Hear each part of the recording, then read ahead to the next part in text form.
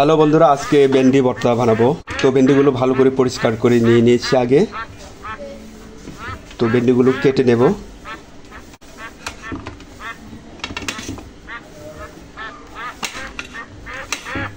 তো এইভাবে লম্বা লম্বি করে কেটে নেব। আর শুকনা মরিচ নিয়েছে, কতগুলো শুকনা মরিচ নিয়ে নিয়েছি, এই যে দেখো।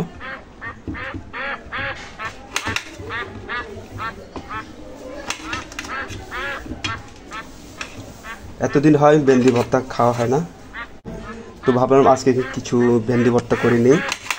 তো চাকুটা তেমন বেশি ধার নেই।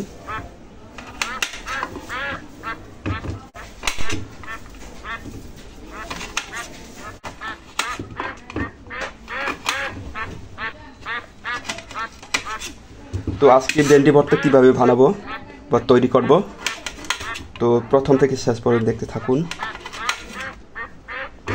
তো এইগুলো ফেলে দেব।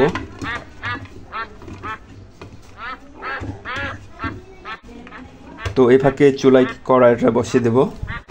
তো যে ফ্রাই প্যানটা চুলায় বসিয়ে দিয়েছি, এরপর তেল চুক করে নেব। একটু ঘুরিয়ে গাড়িয়ে দেব তেলটা।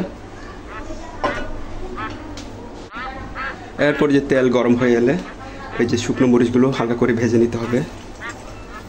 শুকনো মরিচগুলো মচমচা করে ভেজে নেব। তো হালকা করে নেড়ে চেড়ে দিতে হবে। তো এই রেসিপিটা অল্প সময়ের মধ্যে বানিয়ে নেওয়া যায়। এই শুকনো মরিচগুলো ভাজা ভাজা করে ভেজে নেব।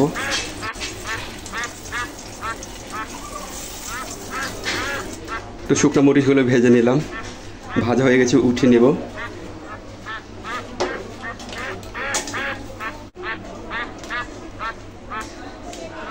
রাখা। এরপর যে কেটে রাখা ভেন্ডিগুলো ভেজে নেব।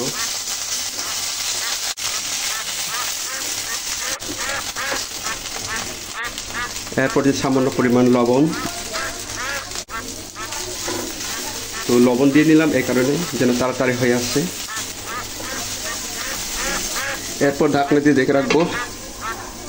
এই ঢাকনাটা অনেক বড়, এটা মনে এইটার না, যাই হোক ঢাকনা দিয়ে ঢেকে রাখলাম। তো ভেন্ডিগুলো একটু পর পর এইভাবে নেড়ে চেড়ে দিচ্ছি।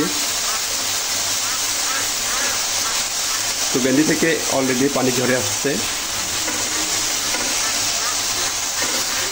দেখো। তো আবার ঢাকনা দিয়ে ঢেকে রাখবো ভেন্ডিগুলো নরম না হয়ে আসা পর্যন্ত।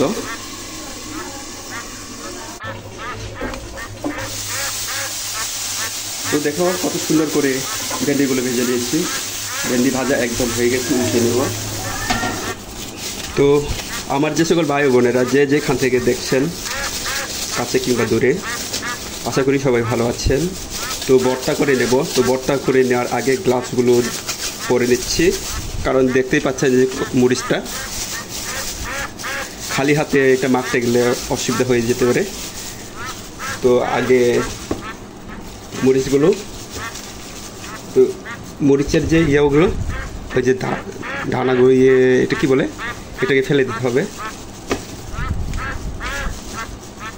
এটা মচমচা করে ভেজে নিয়েছি। তারপরে যে পেঁয়াজগুলো কুচিয়ে নিয়েছি, তো এখানে 4টা পেঁয়াজ ছিল মিডিয়াম সাইজের, তো পেঁয়াজগুলো কুচিয়ে নিলাম। এরপর এইগুলো ভালো করে মেখে নিতে হবে।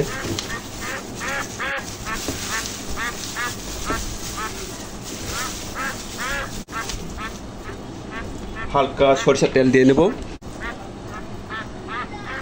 তো সরষের তেল দিয়ে নিলাম, সরষের তেল দিয়ে ভালো করে মাখিয়ে নেব। তারপরে যে ভেজে রাখা ভেন্ডিগুলো অ্যাড করে নিচ্ছি।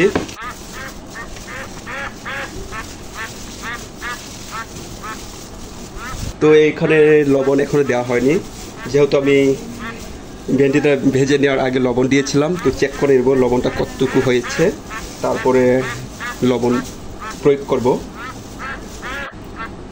লবণ সামান্য পরিমাণ দিয়ে নিতে হবে, লবণ হয়নি। তো লবণ সামান্য পরিমাণ দিয়ে নিচ্ছে। তো ঝালের পরিমাণটা বেশি হয়ে গেছে। তো পেঁয়াজটা আমি এখানে কাঁচা কাঁচা দিয়ে নিয়েছি। তো চাইলে আপনারা পেঁয়াজটা ভেজে নিতে পারেন। তো এই ভর্তাটা অল্প সময়ের মধ্যে বানিয়ে নেওয়া যায়। তো চাইলে আপনারা ভেন্ডিটা সেদ্ধ করেও কিন্তু ভর্তা বানিয়ে নিতে পারেন। তো আমার যে সকল ভাই বোনেরা যে যেখান থেকে ধৈর্য সহকারে দেখছেন, আপনাদের প্রতি কৃতজ্ঞ রইল। এভাবেই পাশে থাকবেন, কাছে থাকবেন নিত্য নতুন রেসিপি দেখার জন্য। তো আজকে এই পর্যন্ত, আল্লাহ হাফেজ, সবাই ভালো থাকবেন।